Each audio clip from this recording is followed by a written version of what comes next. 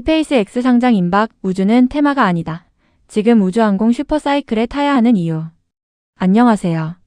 오늘은 내년 우주항공 섹터에서 주식시장이 크게 움직일 만한 글로벌 이슈들을 먼저 짚어보고 그 흐름 속에서 국내 대표 위성 기업인 세트랙 I가 왜 주목받을 수 있는지 연결해서 설명드리겠습니다.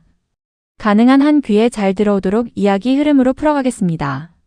우주항공 섹터는 지금 막 성장 초입을 지나 본격적인 산업 확장 구간에 들어가 있습니다. 과거에는 국가기관이 예산을 투입해 탐사와 발사를 수행하는 구조였다면 이제는 민간 기업이 시장을 만들고 정부가 그 시장을 구매하는 방향으로 바뀌고 있습니다. 이 변화가 주식시장에서는 테마가 아니라 실적과 밸류에이션 재평가로 이어질 수 있다는 점이 핵심입니다. 내년을 기준으로 보면 시장의 시선을 끌 대형 촉매가 세 가지가 있습니다. 첫째는 스페이스X 상장 가능성입니다. 최근 해외 주요 매체들은 스페이스X가 2026년에 기업 공개를 추진할 수 있다고 보도하고 있습니다. 스페이스X는 전 세계 발사 시장과 저궤도 위성 인터넷 스타링크를 사실상 장악하고 있는 회사입니다. 이 회사가 상장한다는 것은 단순히 한 개 기업의 이벤트가 아니라 우주 생태계 전체의 밸류 체인을 공개 시장에서 재평가하는 사건이 됩니다. 과거 테슬라가 상장 이후 전기차와 배터리 산업의 멀티플을 바꿔놓았듯이 스페이스X 상장은 발사체, 위성통신, 지구 관측, 데이터 기업들까지 한꺼번에 리레이팅시키는 촉매가 될 가능성이 큽니다. 특히 스페이스X의 수익 대부분이 스타링크에서 나오고 있다는 점은 매우 중요합니다. 시장은 이제 발사체를 하드웨어가 아니라 위성 기반 서비스의 플랫폼으로 보기 시작했고 그 시각이 다른 위성 기업들에도 그대로 확산될 수 있습니다. 둘째는 블루 오리진의 재사용 발사체 성공이 만들어낼 경쟁 본격화입니다. 블루 오리진의 뉴 글렌은 최근 임무를 수행하면서 1단 부스터를 회수하는 데 성공했고 이는 스페이스X만의 영역이던 재사용 시장이 본격적으로 다극화되는 신호입니다. 재사용 발사체 경쟁이 심해지면 발사 단가가 더 내려갑니다. 발사 단가가 내려가면 위성을 더 많이, 더 자주 쏘는 것이 가능해집니다. 그러면 위성 제조 시장 자체가 커질 뿐 아니라 위성으로 얻는 데이터 시장이 훨씬 더 빠르게 성장합니다. 즉 발사체 혁신은 발사체 기업만의 호재가 아니라 위성 기업들의 실적 모멘텀을 키워주는 상위 레버리지입니다. 내년은 이 레버리지가 현실적인 숫자로 확인되는 해가 될 수 있습니다. 셋째는 우주 데이터 센터와 궤도 컴퓨팅이라는 새로운 먹거리의 등장입니다. 요즘 인공지능 붐으로 지상 데이터 센터의 전력과 냉각 문제가 글로벌 이슈가 되고 있습니다. 이 문제의 대안으로 태양광을 활용해 우주에서 직접 데이터를 처리하자는 우주 데이터 센터 구상이 빠르게 현실 단계로 들어오고 있습니다. 엔비디아가 협력하는 스타클라우드가 궤도 데이터 센터 위성 계획을 공개했고 엑시엄 스페이스도 궤도 데이터 센터 노드를 추진하고 있습니다. 스페이스X 상장 보도에서도 자금의 일부가 우주 데이터 센터 같은 신사업 확장에 쓰일 수 있다는 시그널이 나왔습니다. 왜 이게 중요하냐 하면 우주 데이터 센터는 결국 대규모 위성 발사와 궤도 인프라 확충을 전제로 하기 때문입니다. 즉 궤도에서 데이터를 많이 처리할수록 더 많은 관측 위성이 필요하고 더 높은 해상도의 영상과 더 빠른 다운링크가 필요합니다. 그러면 지구 관측 위성 및 탑재체, 그리고 지상국 소프트웨어를 가진 기업들이 직접적인 수혜를 받을 가능성이 커집니다. 이 세 가지 이벤트가 합쳐지면 내년 우주항공 섹터는 단순한 기대가 아니라 구조적 성장의 증거가 쌓이는 구간으로 진입합니다.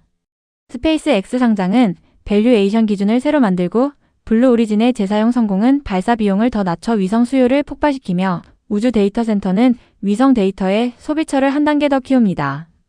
이 흐름은 결국 우주항공 섹터를 단기 테마가 아니라 장기 성장 산업으로 보는 시각을 강화시킬 것입니다. 그래서 지금 시장에서 우주항공 관련 종목을 미리 담아두려는 자금이 늘어날 수 있는 환경입니다. 그렇다면 이런 글로벌 파도 속에서 한국 시장에서 가장 직접적으로 연결되는 기업은 어디일까요? 바로 세트랙 I입니다. 세트랙 I는 국내에서 보기 드문 위성 토탈 플레이어입니다. 위성 본체를 설계하고 제작하며 초고해상도 광학 탑재체를 자체 개발하고 위성 운영 소프트웨어와 지상국 시스템까지 한 번에 제공할 수 있는 회사입니다. 이 말은 곧 국제시장에서 고객이 위성 한 대만 사는 것이 아니라 위성 시스템 전체를 구매할 때 세트랙 I가 최적의 공급자가 될 수 있다는 뜻입니다. 특히 신흥국 정부나 국방기관은 위성체계가 없는 상태에서 시작하는 경우가 많기 때문에 이런 턴키 패키지 수요가 꾸준히 발생합니다.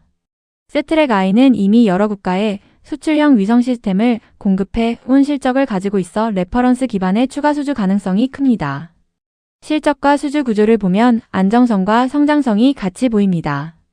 세트랙 I는 2024년에 연결 매출 1,713억 원으로 사상 최대 실적을 기록했습니다. 위성 시스템 사업 매출이 전년 대비 크게 늘어난 결과입니다. 그리고 2025년 전망 매출은 2,062억 원, 영업이익은 96억 원으로 흑자 전환이 예상됩니다. 즉 내년 실적 자체가 턴어라운드 구간이라는 점이 우주항공 테마의 촉매와 맞물려주가 모멘텀을 키워줄 수 있습니다. 이 전망의 배경은 수주잔고입니다.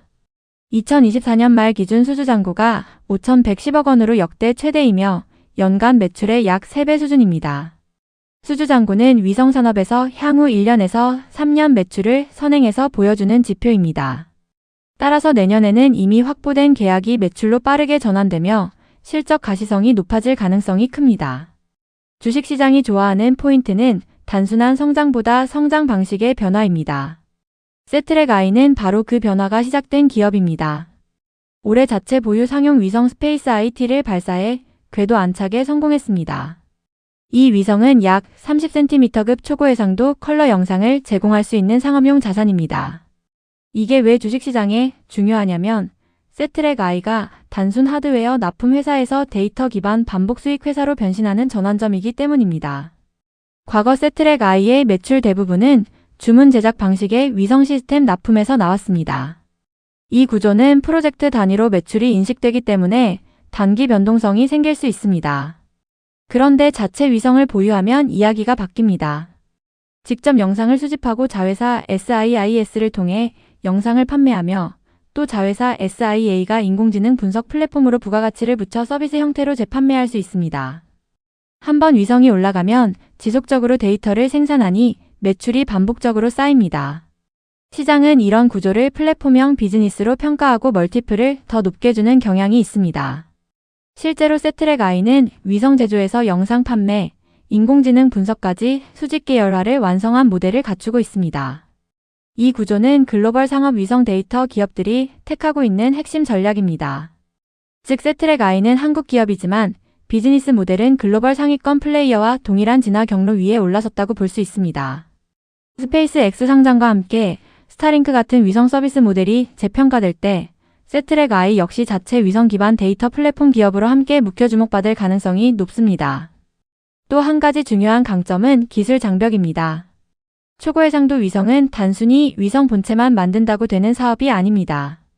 고성능 광학 카메라, 별 센서, 자세 제어 시스템 같은 핵심 부품을 얼마나 내재화했느냐가 비용과 성능을 결정합니다. 세트랙 I는 이 핵심 부품들을 상당 부분 자체 설계와 제작으로 확보하고 있어 맞춤형 설계와 가격 경쟁력에서 우위를 가집니다.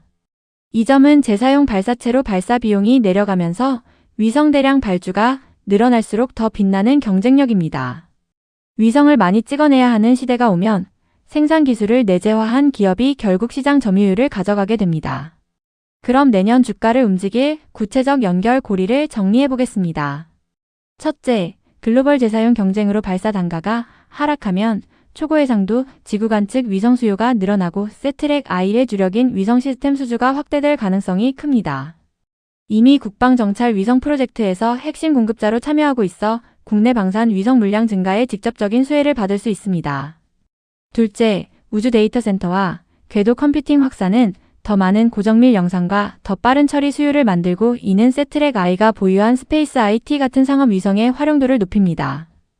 영상 판매자 회사 SIIS는 내년부터 초고해상도 영상 판매를 본격화하며 흑자 전환이 기대되고 여기에 인공지능 분석 플랫폼이 붙으면 단순 영상 판매보다 훨씬 높은 마진의 서비스 매출이 가능해집니다. 셋째, 스페이스 X 상장이 현실화될수록 시장은 우주기업을 하드웨어 제조사가 아니라 데이터와 서비스 플랫폼으로 평가하는 경향을 강화할 것입니다. 세트랙 I는 수주 기반 안정성과 자산 기반 성장성을 동시에 가진 하이브리드 구조로 진화하고 있습니다.